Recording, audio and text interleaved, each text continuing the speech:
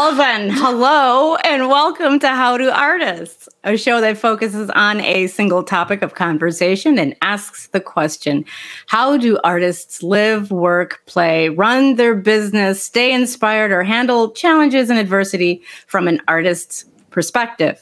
Our show will speak with diverse groups of artists and creatives, and you as our listeners will have a chance to ask your questions during our Q&A segment towards the end of our show. I am your co-host, Karlana Pedersen, contemporary artist and illustrator, and I am joined by co-host, musician, and producer, Ryan Caldwell.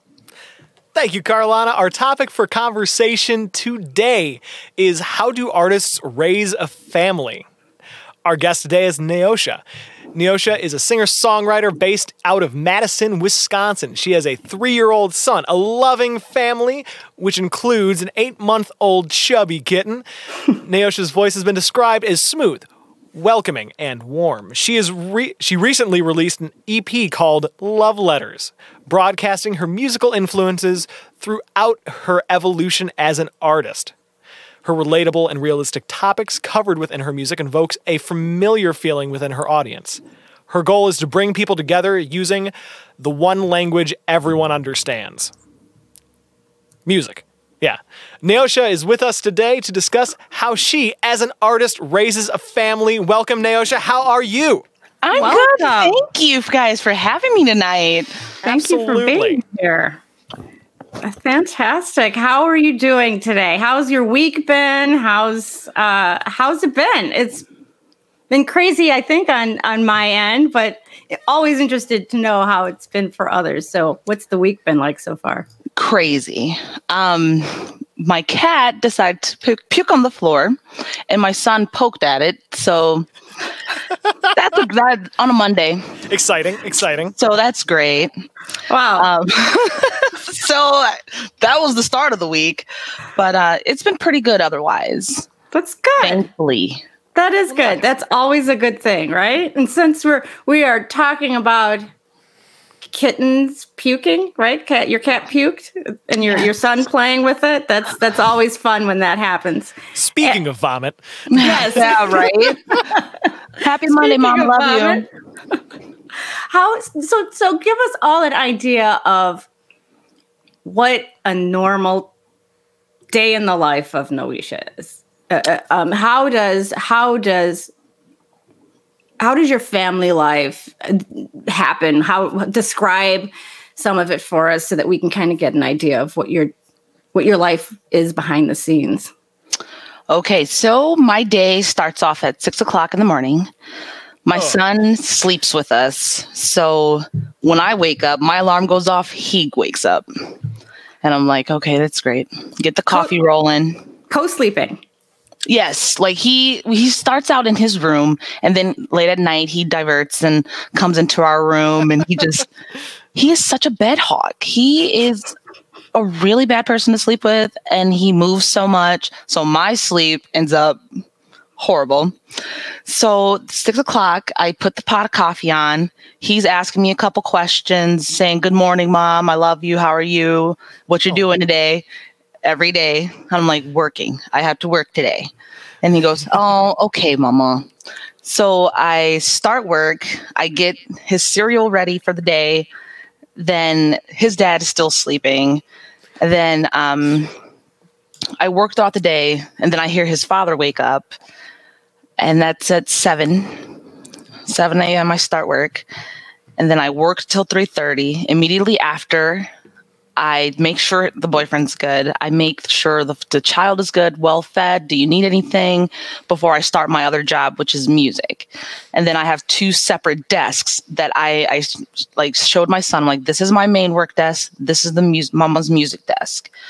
So I sit there from 3:30 to 10 o'clock at night sometimes. I'm not that big of a cooker. So my boyfriend cooks the food for the family, and I have to make sure the cat's fed because he starts getting frisky and start biting at the ankles. The chubby little kitten. Yeah. With a little poopa, and it's like fur, and I touch it all the time. I'm like, oh. So sweet. I love that. But yes, it's a busy day. And then my son's dad, he puts him to bed. And yeah, then that's it. I just stay up until I go to bed, working on music, figuring out my marketing plan, emailing people, writing music. So each day I have to choose what I have to do or what I want to do and stick to it. So yeah, it's a very busy day, and I'm very tired at the end of the day, but it's all worth it. So you have a process of what you do in order to get what you want done. Yes, absolutely. So you have a separate desk that is mommy's desk per se. Mm-hmm. And your son knows this is mommy's desk and this is where she goes when she needs to get her creative work done. Does he listen? Does he and if he does, how did you manage that? Sometimes it's a hit or miss. Sometimes he completely understands and he'll go do something else. And then the times he doesn't listen, he'll come up and ask me a couple questions and I answer them and I make sure he still feels heard, because I don't want to ignore him and I don't want to establish that type of personality within himself or those feelings within himself from the start. Right. So I make sure he feels validated and acknowledged, and then he carries on. He just carries on. And the way that I managed to get that established is like, okay, these are mommy's things. Baby has baby things and mommy has mommy things, and baby doesn't touch mommy things. And then I have him repeat it and I have him hear himself say it. And then he understands for the most part, and he's very respectful about it. And if he sees like a pen on the floor that fell off my desk, he'll tell me that he put the pen on my desk. Oh, nice. He's very responsible and he has wonderful manners, and I'm so yes. You're proud of him. I'm very proud of it. You're proud. And you talked to us about sort of building that relationship and not wanting for him to have any negative feelings around that. And that seems to be very important to you. How was it when you were little? You know, who were your parents and how did how they raised you affect you as an artist raising your son now? Well, when I was younger, my father left. So I wish I knew when exactly, but when I was 6 years old, I just knew that it was my mother, myself, and my younger siblings. And then at that age, I had to take on a completely different responsibility. And I had to grow up at such a quicker rate and comprehend a lot of things that children aren't supposed to understand. They're supposed to live the life of a kid and play with all the toys and ask for toys and all this stuff. But my life, I had the blessing, I call it a blessing at this point, of raising my sister and brother while my mom worked. She went to school all the time. She spent our entire lives in school, and to better her life, like her for us, so that she could provide more for us. And every time I talk about this, I always say that I'm so thankful for it, because it definitely made me who I am today. But then again, coming with that responsibility comes with adult-like behaviors, and then things projected at me and like put on me on my shoulders. Like I saw my mom upset all the time, and I always consoled her. I was there for her at the age of 6. And it's just like, it's hard to believe that kids are capable of understanding things like that. But she never opened up to me because I was still a kid, but she still accepted my comfort and she accepted everything else. And I was always took the brunt of everything. And I heard, no, you can't do this. No, you can't do that. No, no, no, no, no. But you have to take care of your siblings, and you have to pretty much, I raised them basically. So their 21st birthday was really big to me personally, because I saw them grow up and they have memories. My sister in particular, she has memories that I planted for her as a kid. I made experiences like in-house picnics. I like made peanut butter jelly sandwiches, cut the crust off, like got food. We set out the blanket, all of this stuff. So I did all of this for them while like being a young child. And then I guess I was in a household where spankings did exist, but it was taken to a different level, to a point where it kind of affected who I was as a person, like internally, mentally, emotionally. And then that's where music came from, because it was an escape from that. And it set me free from that. And it helped me figure out how to handle my feelings and my thought processes, because I thought a lot of things. And then my grandmother died, and then it got worse after that for a little while. So the relationship with my mom and I, it's always been a rough one because of the responsibility that I had to take on as a child. So now, fast forward to me being an adult with my own child, I know what behaviors hurt me as a kid and what type of treatment I received as a child. And I made sure that I did the complete opposite of that. Be welcoming, be supportive. Because like my mom, she really didn't support me singing as a child. So she said that it wasn't a realistic job and you need to be more realistic. So now I'm a medical biller and like at my job. And like that's like the most realistic job that you can potentially maybe even have, you know? And and it's just like I know that there's so much more to life than that. There's still what I personally wanted to do as a child. And when I was told that, I believed her, you know, because like that's coming from a motherly figure and a role that you're supposed to look up to and be supported by. And I didn't have that. So I had to learn how to support myself and lift my own self up, like after these negative encounters with my mom. And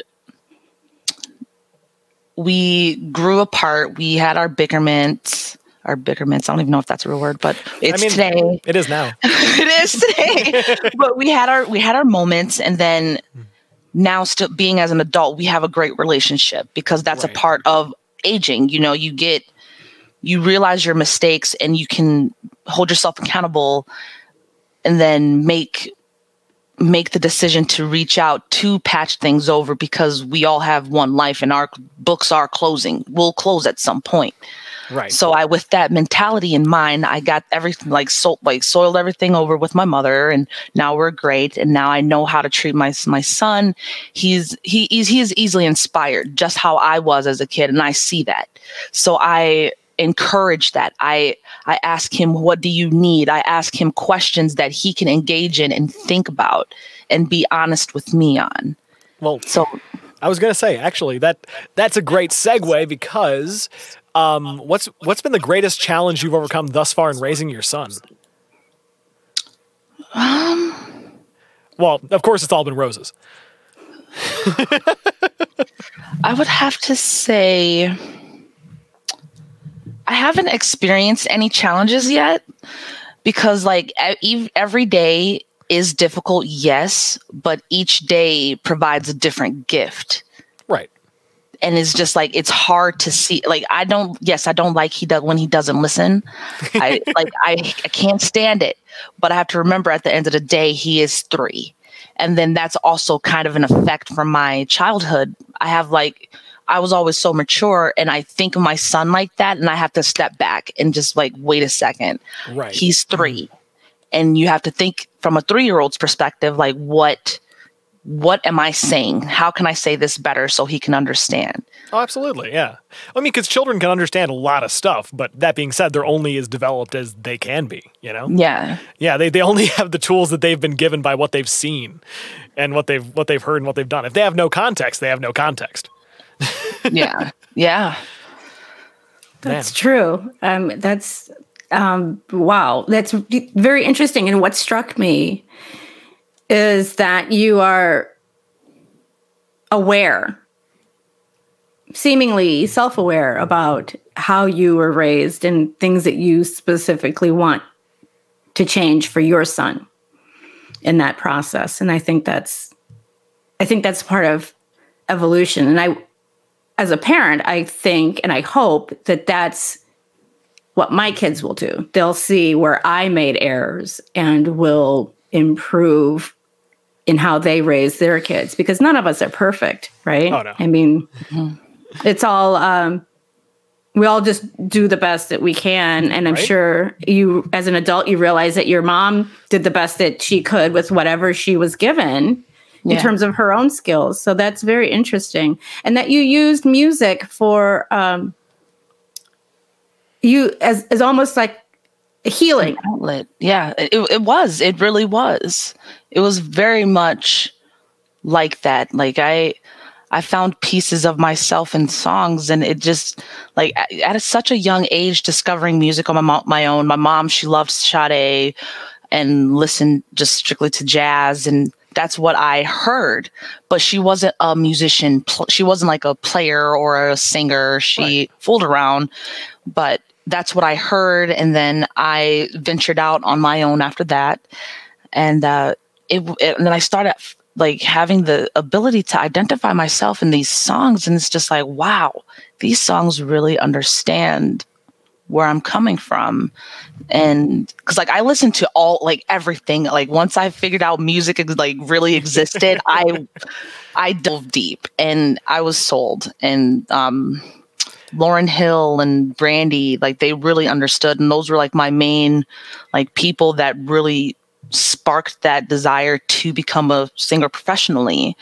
Because like they captured what I felt like on the inside, like especially Alicia Keys. She captures raw feeling.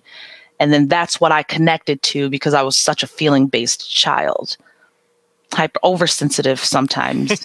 And it's still like that. I can't like too much of stuff and I can't handle it. Oh yeah. No, that's actually that's kind of fascinating. And also like kind of musically coming of age is it's a crazy concept people don't talk about because most kids, they have some point where they finally feel like they actually connect with music or art in some ways, or at least a lot of people do. Some people never do. And it's kind of sad, but you know. Yeah. But I can still remember running around and like I was in grade school and I think it was like it was a steel drum record of all things that I got intensely inspired by. It was that and Billy Joel. Wait, Billy Joel is freaking awesome, dude. You loved Billy Joel when you were a kid? Is that what you said? Oh yeah, my parents were a big influence on that. Classic rock and Celtic folk tunes. I loved Billy Joel. He was one of my favorite composer, one of my favorite writers. I loved how he could tell an absolute story using words and music. James Taylor, Carole King. I mean, all of these people had major influences in I feel like how I grew up. Well, and unfortunately, you know, you get older and then you learn, oh, Billy Joel's also just not a great guy all the time. There was a story I heard of him kicking a leg out of one of his pianos at a arena show because there was some sound problem going wrong and he just blew it.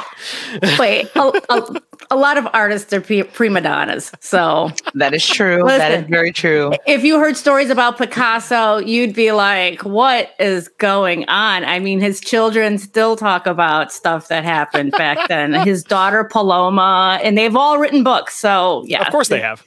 You know, how could you not be the child of a great artist and not cash in on the book deals? Well, I'm not going that far, but the stories are pretty interesting nonetheless, I will say. That's true. Ooh, actually, speaking of stories, so before the show, we were talking a little bit, and Neosha, you mentioned you were a diehard optimist. I am. I am. I come from such a negative place, and I had so much negative inside of me because of where I came from. And it grew and grew and grew and grew because I didn't know how to approach it and I didn't know how to handle it. And it started to affect me. It started to affect what I was surrounded by, and it started to affect the people I encountered, and it started to affect my health. And it's just started to take over my life. Oh, for sure. Well, was there like a pivotal moment where that all kind of shifted for you and you were like, no, I gotta change my entire paradigm? I just wasn't happy.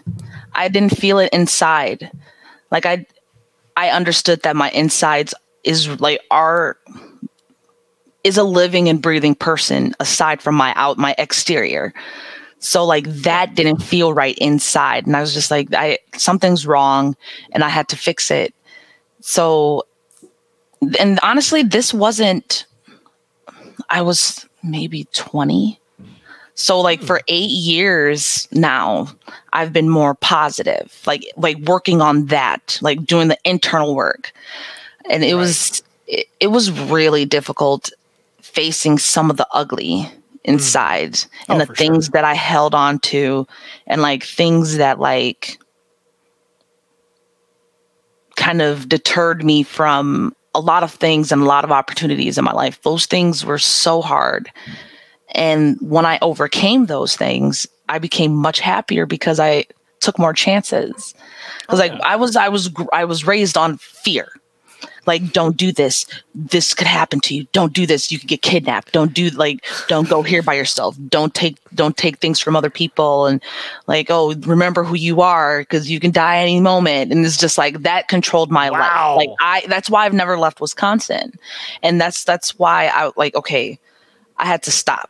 Because now, being a parent, I have a little person looking at me, and like, if they see me afraid and see me sad, or if they see my external, it's going to trigger something in their brain, and the neurons are going to link up, and it's going to create that experience for them. And for him, and I don't want him to see that. Oh, that's tough. Yeah. So I had to change it. Like before I had a kid, like we talked about, I was like, I wanted to change who I was so that I can be the best person that I can potentially be for my kid. Oh, for sure. Because who you are is directly molding who they're going to be. Yeah. You are the example that they're setting how to behave as a person after. Yeah. And I feel a lot of that can be generational too, because what you're saying is so familiar to how I was raised. I mean, by my parents, and my parents were musicians. And so I feel like there was still that deep-seated fear that may have been from how they were raised. In a society that caused them fear, they just gripped onto this.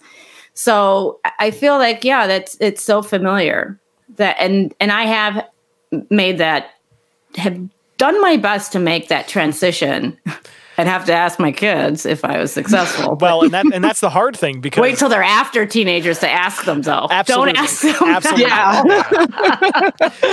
Perspective's important. Perspective's really important. Absolutely. No, that stuff's fascinating to me. Is just like all the little things, and also how much you like parenting and knowing yourself and knowing what you're projecting is also an incredibly difficult challenge. I mean, you can't. It's hard to be hard to have an accurate perception of what you're putting out there from just being yourself. That's why you have to, I frequently check myself. I give myself reality checks every single day, and I have to be 100% real, and I can't sugarcoat it. Right. Even if it does hurt me, because there are times where I'm so realistic with myself, I can hurt myself. Oh, yeah. That's because how I was raised. Like I was raised on, I felt like I was raised kind of in the military, and it's just like very strict, and it's just okay. So I frequently check myself. I'm like, okay, I don't like who I was yesterday. These were my errors, and this is how I'm going to fix it. Right. And I always reflect. I spend more time in my head reflecting when I'm by myself, and that's why I love my son so much, because he brings me back to the present and out of my head, because I can live in there forever and miss everything. So how does that get into your music then? Because you seem like you're very introspective. You are very thoughtful. You probably play things in your head over and over and over again, and then dissect them. How does this show up in your music? That's the creative process. I am very picky. I am very nitpicky about anything and everything that I create. And I was raised on a bunch of criticism. So now I criticize my work tremendously. And I critique it to a point where it's incritiquable. I'm making up a bunch of words tonight. This is great. I'm gonna run with incritiquable. Yeah, incritiquable sounds fantastic. I'm borderline a perfectionist too, and it's really bad. And it peaks up at like the dissecting. It's like, ooh, could I say this better? This note is like a smidge off. It's just like that. Like maybe I want to do it again. And then no, I'm sorry to interrupt you. No, I was gonna ask go down about the rabbit hole. Oh yeah, no, but I was gonna ask hole. about perfectionism, because I mean I'm a perfectionist. Plenty of artists are perfectionists. I mean it's hard not to be a perfectionist, but perfectionism is also, it can be damning too. Yes, it can. I mean, just the idea that, well, because perfectionism also is it can become really lazy.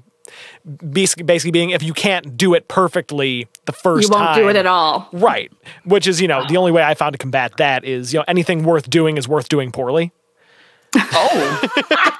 And then the crazy thing is that in my head, like, if I don't make it, like I set myself really high standards. Yeah. If I don't reach it, I will get ticked.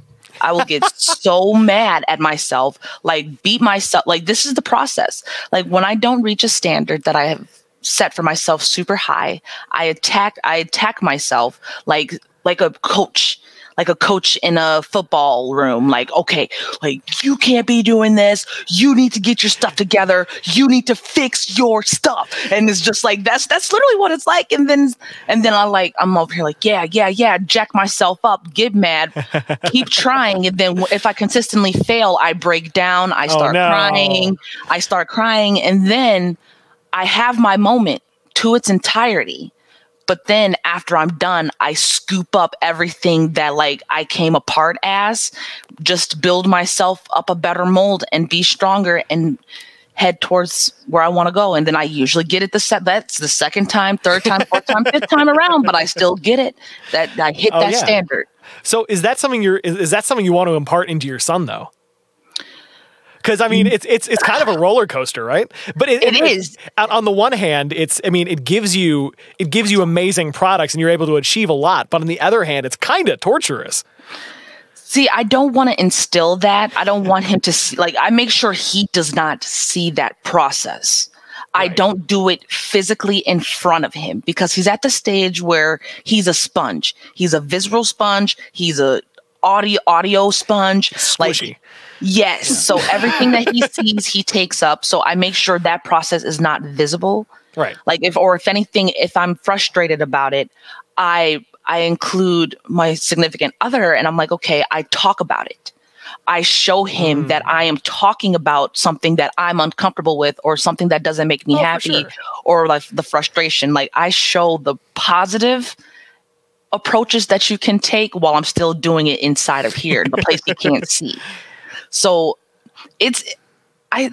now talking about it with someone else, it sounds like I do a lot. Like I really didn't know how much I do. But it's so intuitive though. And it doesn't make it necessarily easy, but it makes it a habit. Yeah. Yeah. That's some heavy stuff though. That is. That is. I'm just kind of going through what you just said and picturing that visually as to what that must look like for you and how you must labor over that sometimes. Has this creative process that you have developed for yourself been a hindrance to you at any time when you have to kind of be such a perfectionist? Was there any point in time where you needed to stop and change how you were doing something in order to move forward because it just wasn't working? Yeah, like that would be the point in my mind that's the pushing point. You're forcing it. You're trying to force it. And then it's at that point where you're just like, okay, I just got to take a break, walk away. Right. Because I'm a try over and over and over and over again until I can't anymore. Right. And then after so long, if it doesn't work, I just have to take a break, just not think about it completely, and then come back. And then that's when it works. Yeah. No, actually, no, you go for it. Oh, no. No, so how does this show up in your writing? What are some of these things that you have, that you deal with, that you are experiencing, that you write about? how you talk about the creative process and being a perfectionist. What's the process when you sit down, pen and paper? I'm always interested to find out what's actually in the psyche of artists to sort of get behind what they're actually writing about. See, usually when I write, like, I know exactly what I want to say and how I want to say it. It's just a matter of finding the matching sound, the external sound to match what I want to say properly. Because like I can put anything down and then just put it on something and it just doesn't link right. And I write from my experiences. So like this EP that I just did, there were songs that I wrote in 5 minutes. Cause like I knew what I wanted to say. I knew how I wanted to say it. And I knew where things go. I knew how I wanted it to be arranged. It was just a matter of finding that beat. And once I found the beat, I immediately clicked with it. And then it just wrote. I just wrote until I couldn't anymore. And then it turned out I was done with the song. And I'm like, okay, cool. And that's how all of them were. But when I don't know what I want to say, I search for the beat first. I know what it's like. I know what I'm looking for, but then again, I don't know what I'm looking for at the same time. It's such a weird process. Like, I'm like, if I connect with it within seconds, there's a reason. And I should listen to it. And I should, with an open mind, hear it out. And then if I like it, I will take it and then I will sit with it. And then just sit there outside. That's one of my big things. I like to sit outside because most of my ideas come from outside. Yeah. And I hear melodies in my head and I'm like, okay, this sounds pretty good. Maybe I should change this. And then when I get something that sticks, I record it on my phone, like the sound with the track that I'm listening to, put those two things together, get it down. And then I'm like, the way this sounds based off the note placement, like, is it more minors? Is it majors? Like that decides the topic of the song. And then that's where then I'm like, okay, so this is what it's going to sound like. That's the topic. And then I'm like, how do I want to tell this story? That's where the words come in. And then that's where like the creative process kicks in and like the critiquing as I go thing comes in. Right. And no, I was going to say critiquing as you go is a tough part though, because some people have the school of thought that writing, like the creative process and the critiquing process or the editing, are two entirely different states of mind, and to kind of go between them quickly can be self-defeating sometimes because, it's like you write a line on the paper and then you immediately scratch it out. See, and the funny part, I really get excited for that because like I write it down and then I sing it again and I like test out like every line I write, I do that line with the previous line. I'm like, ooh, maybe I should say this, and I like write it down. Like I get so excited about like crossing out something because it's starting to look like a mess. And like I'm a mom, my life isn't together. Like my house can be sometimes super messy. It's like, I know I can be a super hot mess, and I love when my notes that I take when I'm writing music looks like a hot mess. That means I'm doing something, and I'm like, yes, it feels good. Oh yeah, because you're in the thick of it, Yeah. Yeah, you're actually working. I will say I listened to your record, your album, your LP, and I loved it. I love California. It was really, I just liked the groove. So I was just super interested to hear how you came about that whole thing. That was, it's smooth, and it got a feel of, jazz, reminiscent of that. You were mentioning, I can in my head hear some of the tones of some of the artists that you were mentioning, like Sade and some of those underlying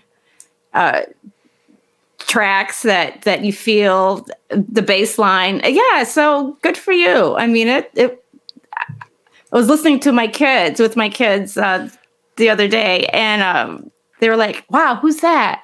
I'm like, she's going to be on our show. And they're like, wow. They're like, she's on Spotify. So I think they went and downloaded it. Oh, wow. That's super cool. That is super cool because they liked the music. So Everybody should go out there and check her out. Absolutely. On Spotify. So I had another question that I do want to ask you. And if you had to give your favorite hack when it comes to writing or creating music that's helped you move forward, and you could give that advice or hack to someone else, what would it be? It would be start writing by telling your story. Ooh. Start with your story first before you venture out and tell other people's stories. There you go. Because everybody has their own story. They wear it every day on their external beings, from the way they talk, the way they walk, the way they dress, the way they carry themselves, like everything. You can tell their story. It may not be accurate, but you can get kind of a gist. Start with your own story first, and that is the easiest content because you know what it is. Right. And you know what's the truth, and you know to always tell your story, because that's what music is. It's storytelling. And we all have such a unique flavor, and we all bring something different to this world, and we provide so much to each other through our experiences. Tell your story because it's worth telling. Everybody has a story, right? Everybody has a story. Well, yeah. Everyone has a story. No, that's fantastic, though. It has been such a pleasure talking with you. I have enjoyed this time so much. Thank you so much for being our guest today. Absolutely. It's been a pleasure, and listening to your knowledge and your insight has just been wonderful. Oh yeah, it's been an absolute blast. Thank you so much for having me. I was really excited for this podcast. I was telling my significant other, I was like, "Oh, I get to talk about you guys this now." Because I appreciate artists that keeps their family lives out of the light, and then it's like that's the kind of artist that I want to be. But if it's a family podcast, like I will talk the heck out of my family. I freaking love my family. Like we're crazy, we're nutty, and it's just like it's really great. I'm thankful. And if any chance I get, I would love to talk about them. Good for you. Well, it sounds like you have a very lovely family and an adorable chubby little cat. I said that I didn't want to show pictures, but I'm always so proud of them.